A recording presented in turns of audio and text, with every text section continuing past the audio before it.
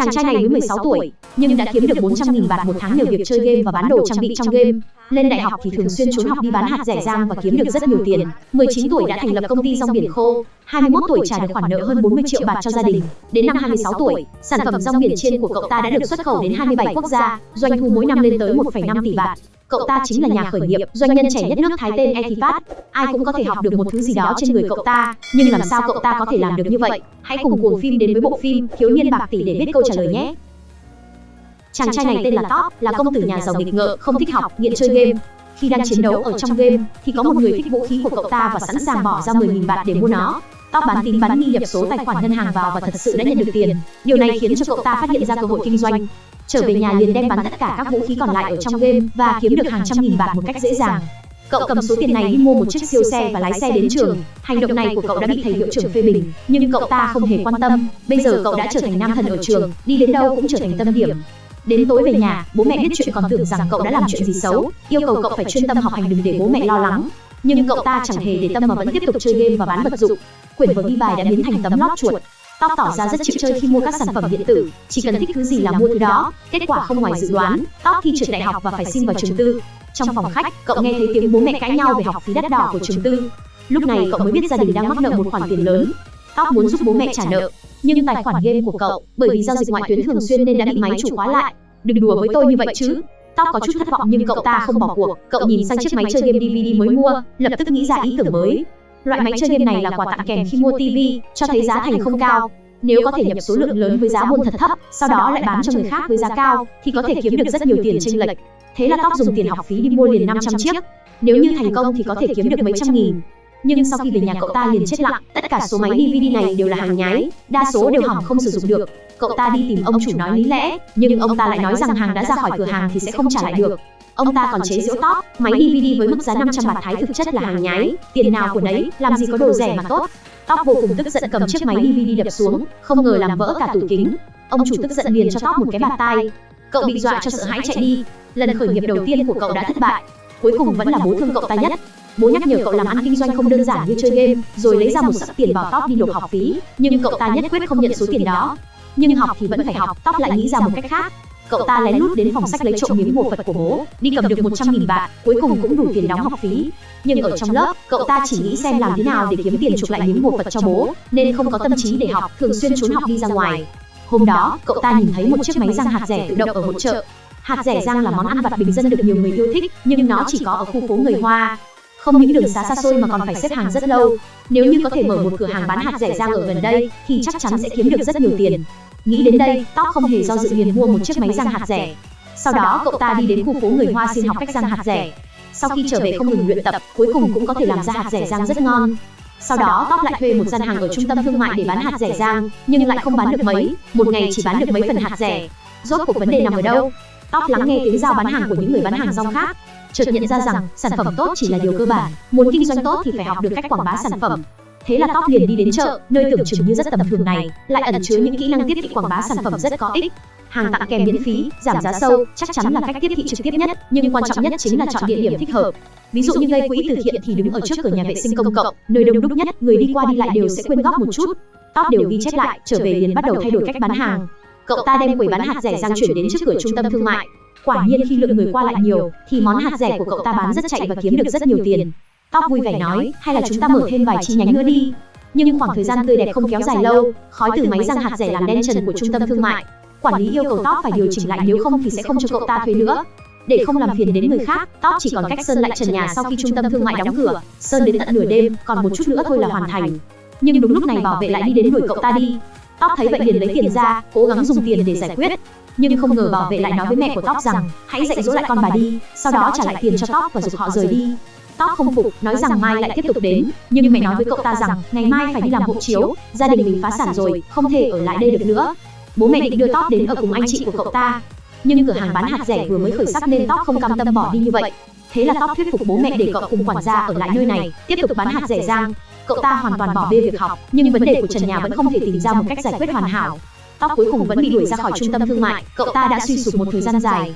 Cho đến ngày hôm đó, khi cậu ta và bạn gái đi ra ngoài thư giãn một chút, bạn gái đã mua một hộp rong biển chiên. Top ăn một miếng và không thể dừng lại được. Loại rong biển khô này dường như có một sức hút khó có thể cưỡng lại được. Top đột nhiên có một ý tưởng, cậu ta cũng muốn bán rong biển khô. Lúc mới bắt đầu, cậu ta mua loại rong biển khô đã chiên sẵn chuẩn bị bán ra ngoài, nhưng không thể bảo quản được lâu, chưa đến 1 tuần đã hỏng rồi. Thế là cậu ta đến trường đại học nông nghiệp, nhờ giáo sư chế biến thực phẩm cho lời khuyên về cách bảo quản rong biển khô. Giáo sư bị câu chuyện của Top làm cảm động, liền đem cách bảo quản nói cho cậu ta biết bí quyết, chính là dùng túi hút chân không. Cậu ta chỉ cần có một chiếc máy hút chân không là được. Bây giờ phải xem cậu làm thế nào để có thể biến nó trở nên ngon hơn. Top liền gật đầu, đem bán toàn bộ máy rang hạt rẻ, mua rất nhiều rong biển khô chuẩn bị tự mình chiên chúng. Cho rong biển khô vào trong chảo dầu, dùng cái kẹp không ngừng lật qua lật lại, đợi sau khi nó cứng lại, bỏ vào miệng ăn thử một miếng, đắng quá. Lần đầu tiên thất bại, lại làm lại, ngấy quá. Quản gia có chiên thế nào thì cũng không thể làm ra rong biển chiên ngon được. Trải qua vô số lần chiên thử nghiệm, rong biển khô đã hết rồi vẫn chưa chiên được cái nào ra hồn. Top chỉ đành mang máy tính mình thích nhất bán đi tiếp tục lấy tiền mua rong biển. Số tiền này có thể mua được 5 đến 6 thùng rong biển. Quản gia không thể đứng nhìn được nữa, họ đã lãng phí 100.000 bạt rồi, nếu chiên tiếp sẽ còn lãng phí nhiều hơn nữa. Nhưng Top rất quyết đoán, đã tiêu hết 100.000 bạt bây giờ càng không được từ bỏ. Cậu tin rằng số tiền mất đi sớm muộn gì cũng kiếm lại được, không những thế còn kiếm lại hơn rất nhiều. Buổi tối cậu đem rong biển về, khi vào nhà phát hiện quản gia nằm bất động dưới sàn nhà, trên đầu chảy máu. Top vội vàng đưa quản gia đến bệnh viện. Trong bệnh viện cậu ta ngồi cô độc một mình trên ghế. Đây là một khoảng thời gian khó khăn đối với cậu, nhưng những ai có thể vượt qua nghịch cảnh đều sẽ thành công. Cậu ta trở về nhà bật bếp lên, cho rong biển vào chảo dầu trao qua một lượt, sau đó vớt ra ngoài thấm dầu, rồi cho rong biển vào mồm nếm thử. Có thể thấy mặt cậu ta đột nhiên biến sắc. Sau đó nhổ ngay miếng rong biển ra. Rong biển khô sắp bị chiên hết rồi. Dầu nóng bắn lên khiến tay cậu bị thương rất nhiều chỗ. Nhiều năm sau những vết sẹo đó vẫn còn. Nhìn vào chiếc thùng trống không, lần khởi nghiệp này của cậu lẽ nào lại thất bại sao? Đột nhiên cậu nhìn thấy trên mặt đất vẫn còn một túi. Top cho vào chảo dầu chiên lên. Nhìn bề mặt lớp rong biển rất khô và không dính dầu. Đây chính là thứ mà cậu muốn. Top cắn một miếng ăn thử. Thực sự rất giòn, lần này thì chuẩn bị rồi. Cậu ta cho vào miệng ăn hết. Top cầm túi rong biển lên phát hiện bên trong rất ẩm ướt. Thì ra bí quyết chiên rong biển là phải ngâm qua nước. Gói rong biển này chính là gói rong biển bị ngấm nước mưa. Đôi khi bí quyết là thứ rất đỗi bình thường. Cậu ta vội vàng đem thành quả đến khoe với bác quản gia. Rong biển của Top rất nhanh nhận được sự yêu thích của mọi người. Công việc kinh doanh dần khởi sắc, cậu ta viết trong lòng bàn tay 1 triệu bạt một năm. Nhưng hôm đó, Top nhận được điện thoại của mẹ, mới biết được trong nhà còn nợ 40 triệu bạt. Top cảm thấy mình thật bé nhỏ, cậu ta phải bán rong biển 40 năm mới trả được hết số nợ này. Càng tồi tệ hơn là nhà cũng bị ngân hàng tịch thu rồi, giờ cậu ta không có nhà để về nữa. Nhưng cho dù như vậy thì Top cũng không bỏ cuộc. Muốn kiếm tiền thì phải nhìn xa trông rộng hơn nữa. Cậu ta nhìn chằm chằm vào chuỗi cửa hàng 7-Eleven, nếu như có thể hợp tác cùng họ, đem sản phẩm của mình bán trên toàn quốc thì chắc chắn sẽ kiếm được rất nhiều tiền. Thế là cậu ta mang rong biển tìm đến giám đốc sản phẩm của 7-Eleven, đối phương lại thẳng thừng từ chối. Cách đóng gói này quá to, bao bì lại xấu không thể thu hút khách hàng, cộng thêm mức giá cậu đưa ra quá cao, không phù hợp với đặc điểm của cửa hàng tiện lợi. Top có chút thất vọng về nhà, bạn gái lại tìm đến. Cô đề nghị để người nhà mình giúp cậu. Nhưng Top rất có khí phách, không muốn cô giúp mình, cộng thêm sự mặc cảm với hoàn cảnh của bản thân nên đã chia tay với bạn gái. Tối đó cậu tìm đến quản gia, mệt mỏi nằm bên cạnh ông ngủ thiếp đi, nhưng cậu không phải người thất bại một lần rồi gục ngã. Sáng sớm hôm sau cậu liền tức tốc mang sản phẩm rong biển chiên đến công ty thực phẩm, nhờ họ thiết kế lại bao bì. Lần này gói rong biển đã được thay đổi diện mạo hoàn toàn mới. Nhưng thư ký lại nói với cậu giám đốc hôm nay phải họp cả ngày. Cậu nói mình sẽ đợi, cậu kiên trì ngồi đợi từ 1 giờ. Nhưng chỉ thấy giám đốc bận rộn bên trong mà không ra ngoài gặp cậu. Top sắp hết kiên nhẫn rồi, cậu thất vọng cầm rong biển của mình rời đi. Sau đó đem rong biển của mình cho anh bảo vệ ở trong thang máy. Không ngờ ngày hôm sau, cậu ta nhận được thông báo, sản phẩm của cậu đã có thể được bày bán. Thì ra nhân viên ở tổng bộ thấy túi rong biển cậu để lại bắt mắt, nên cầm mấy gói về văn phòng nếm thử. Không ngờ mới nếm một miếng đã thèm đến mức phải mút tay. Các gói rong biển của cậu nhanh chóng truyền khắp công ty và đến được bàn của giám đốc, bà ấy vô cùng hài lòng. Top được mời đến họp. Sản phẩm rong biển của cậu có thể được phân phối ở 3.000 cửa hàng và 72.000 cửa hàng tiện lợi trên toàn quốc. 1 tháng sau sẽ có đội QC đến kiểm tra chất lượng. Chỉ cần công xưởng của cậu đáp ứng được tiêu chuẩn chất lượng thì có thể ký hợp đồng. Nhưng Top lấy đâu ra công xưởng bây giờ? Chỗ sản xuất của cậu là căn bếp gia đình hoàn toàn không đáp ứng được yêu cầu. Cậu đến ngân hàng muốn vay tiền để mở công xưởng. Nhân viên ngân hàng nhìn thấy cậu mới 19 tuổi. Hơn nữa gia đình cậu lại đang nợ 40 triệu bạt, nhà còn đang trong quá trình đấu giá tư pháp. Không thể vay ngân hàng, Top một lần nữa rơi vào bế tắc. Cậu ta bật nhạc to hết cỡ rồi ngồi trong xe hét lớn.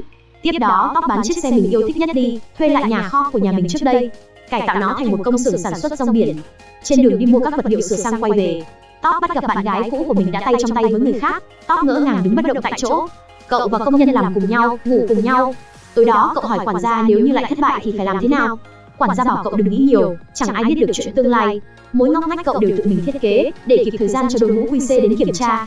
Nhưng khi họ đến tham quan công xưởng lại phát hiện rất nhiều vấn đề lớn. Bụi sơn trên tường vẫn dính tay, còn có cả ruồi nhặng. Đèn huỳnh quang không có chụp đèn, bồn rửa tay không hợp vệ sinh. Top lập tức hứa mình sẽ làm lại nhưng họ nói cần quay về thương lượng. Có kết quả sẽ thông báo cho cậu.